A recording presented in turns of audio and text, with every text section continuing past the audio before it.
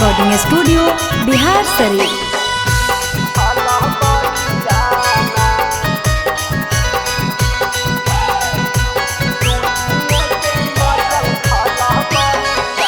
लोरी के दादा सबहरू के सुना चाचा होलियाना पूरा गढ़ा गौराया अंदर कैलन जब हुएला न माना समत लागे जराइबो सुनिए के मचल खाला बलियाना।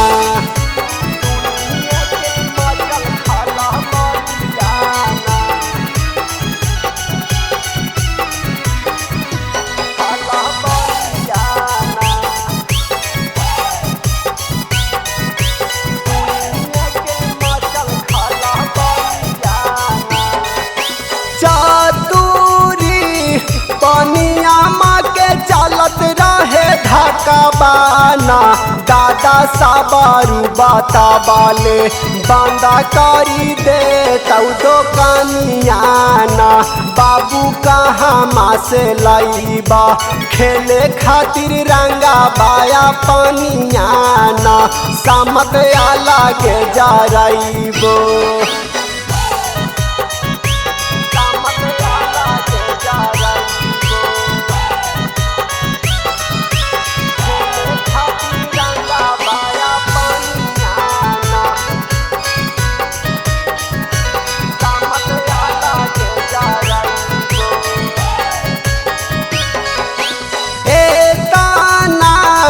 सुनिए लोरिक बोला हाथिन बोलियाना हरियाइले हब भैया जंगाबा में लड़ियाना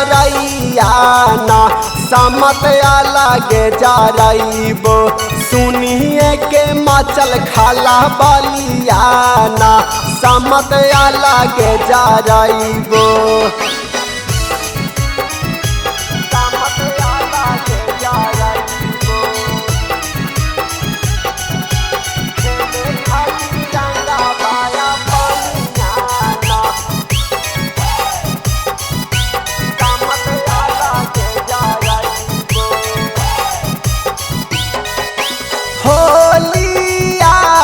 खेलत लोरिक कुसुम पूरा आइले ना जहाँ चाना माँ भेटैले देखिए के मन हरा सैले ना जहाँ चाना माँ भेटैले देखिए के खुशा होई गईला ना समत लागे जा रहीबो।